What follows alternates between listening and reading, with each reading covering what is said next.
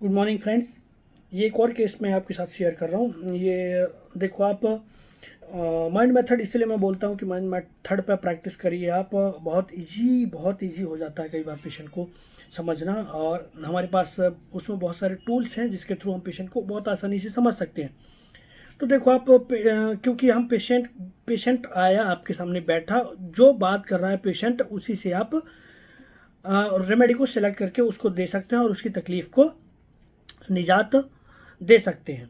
तो जैसे अभी देखो, ये हमारा एक पेशेंट है जिसको फिस्टुला हो रखा है। बहुत सारे डॉक्टर्स हैं एलोपैथी में, जैसे उन्हें दिखाया है एलोपैथी में एक बार सर्जरी करा चुका है, दूसरी बार फिर फिस्टुला हुआ।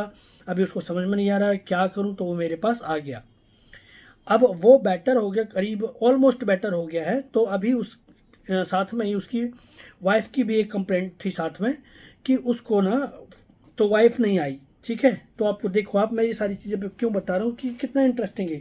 वाइफ नहीं आई तो मैंने कहा वाइफ से बात करा दो आप। तो वाइफ को उसने बोला कि वाइफ को ना नींद ना आने की तकलीफ, नींद नहीं आ रही उसको, करीब 1 महीने हो गया। तो मैंने कहा फ़ोन पर बात करा दो, मैं अभी दवाई दे दूंगा तो उसको नींद आना शुरू हो जाएगा। तो उसने कॉल किया, वाइफ से बात कराई। तो उसकी जो टोन थी ना, बहुत प्लीजेंट थी, बहुत माइल्ड थी, बहुत स्वीट थी। ठीक है, उसने बोला डॉक्टर साहब नींद नहीं आती है, 1 महीने के आसपास हो गया। तो मैंने कहा क्यों नहीं हो रहा, नींद नहीं आ रही? तो उसने बोला गर्मी की वजह से हो सकता है, कोशिश करती हूँ बहुत ज़्यादा, जोर लगाना पड़ता है मुझे नींद लाने के लिए, तब जाके नींद आती है। लेकिन उस शुरू में भी नींद नहीं आती, मुझे लुढ़कते लुढ़कते मोबाइल पे देखते देखते 2-3 बज जाता है, ऐसा करते करते फिर बड़ी मुश्किल से नींद आती है। ठीक है, नींद पूरी हो जाती है लेकिन बहुत देर बाद नींद आती है, और और कम नींद आती है। मैंने कहा और? तो बोलती है जैसे सुबह उठते भी हैं तो उतना फ्रेश नहीं लगता, आंखें बिगड़ती हैं। मैंने कहा और? तो बोलती है कि 1.5 साल का बच्चा भी है और कई बार वो भी डिस्टर्ब करता है, तो ये सब चीज़ें चल रही हैं क्योंकि छोटा बच्चा है, कई बार रात में कई बार उठना भी पड़ता है। मैंने कहा और? तो बोलती है बस यही है। फिर उसके हस्बैंड ने बताया मेरे को, हस्बैंड ने क्या बताया कि डॉक्टर साहब इसको ना, इसका वेट नहीं बढ़ता। ठीक है, तो फिर मैंने पूछ लिया कि वज़न का भी चिंता है क्या? बोला हाँ, वज़न भी मेरा इतना है, कभी मैं 55 किलो की थी, अभी 47 किलो का हो गया है, और 47 kg के बाद वो ऊपर बढ़ ही नहीं रहा है। खाती पीती हूँ, सब कुछ कर रही हूँ, लेकिन वेट ही गेन नहीं होता। हो सकता है नींद नहीं आ रही है, इस वजह से भी हो। ठीक है, तो फिर मैंने कहा कि इसको लेके क्या मन में दिमाग में चल रहा है? बोला कुछ नहीं, बट हमको थोड़ा सा मोटा होना है, मतलब कपड़े वपड़े फिट तो होने चाहिए ना। तो मैंने कहा कपड़े फिट होने का, तो अभी आप समझो कि पेशेंट का दिमाग कहाँ जा रहा है। कपड़े फिट करना चाह रहा है वो। अब कपड़े क्यों फिट करना है?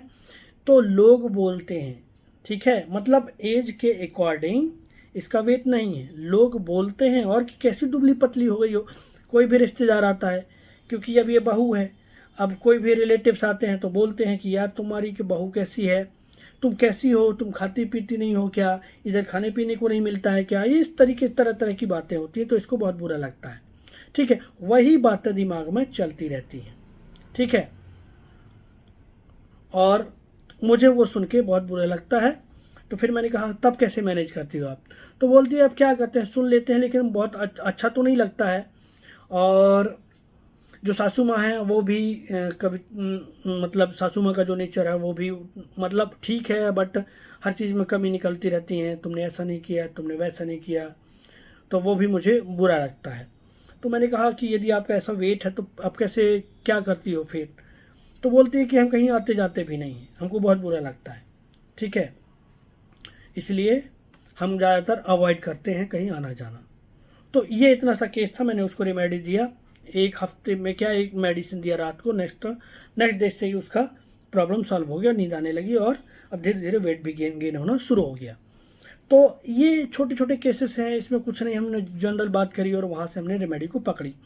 तो इसमें समझना क्या है, क्या देखना है आपको? ठीक है, तो अभी देखो आप पेशेंट को उसकी जो सासू माँ है, लोग बोलते हैं, ठीक है, तो यहाँ पे ना लोग बोलते हैं तो उसको अच्छा नहीं लगता, लोग तरह तरह की बातें करते हैं, sensitive to opinion of others, लोग इसके वेट को लेके बोलते हैं। और जब ये क्या कहती है, मेरे को कपड़े मेरे फिट नहीं होते, जमता नहीं है, तो जब ये मिरर में जाती है ना, तो इसको अपना जो अपीयरेंस है वो देखने में अच्छा नहीं लगता, इसलिए वो चाहती है कि वेट बढ़ जाए मेरा और मेरा जो कपड़ा है वो बराबर फिट का हो जाए।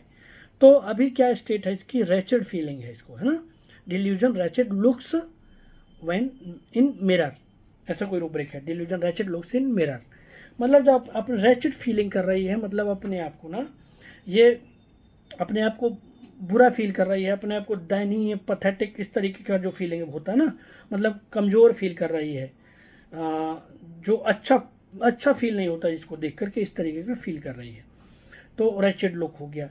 एम्बैरेसमेंट भी है इसके अंदर, क्योंकि हाइडिंग भी है, जो लोगों के सामने आने जाने में अवॉइड करती है कि नहीं जाना है मुझे, ठीक है। और sensitive to opinion of others, और ये लेडी माइल्ड भी है। तो ये सारे रूब्रिक्स जब आप लगाते हैं ना, तो फीलिंग आती है आपको नेट्राम्यूर की, sensitive to reproaches, sensitive to criticism, ये सारे रूब्रिक्स जब आप मिला करके लगाएंगे तो नेट्राम्यूर रेमेडी आता है। तो देखो आप नेट्राम्यूर सिंपल 30 के 3 डोज दिए थे आज कल परसों, है ना, एक ओवरनाइट, 3 ओवरनाइट, तो इससे ही उसका प्रॉब्लम सॉल्व हो गया। तो ये छोटे छोटे से केसेस हैं, छोटी छोटी सी अंडरस्टैंडिंग से आप बड़े बड़े केसेस भी सॉल्व कर सकते हैं, ठीक है। इसीलिए जो लोग इंटरेस्टेड हैं वो मुझे ज्वाइन कर सकते हैं मेरे ग्रुप को, और मुझे कांटेक्ट कर सकते हैं मेरे नंबर पर 9752820258 पर, और होम्योपैथी से प्रैक्टिस करिए, जिससे बहुत अच्छी सफलता आपको मिलने वाली है।